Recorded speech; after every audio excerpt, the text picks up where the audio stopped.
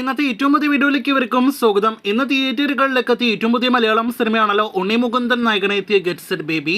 ഉണ്ണി മുകുന്ദൻ ഒപ്പം തന്നെ നിഖില വിമൽ തുടങ്ങിയ ഒരു പ്രധാന റോളുകളിലെത്തിയ ഒരു ഫാമിലി കോമഡി ഫൺ എന്റർടൈനർ സിനിമയായിട്ട് തിയേറ്ററുകളിലേക്ക് എത്തിയ സിനിമ കൂടിയാണ് ഗെറ്റ് സെറ്റ് ബേബി.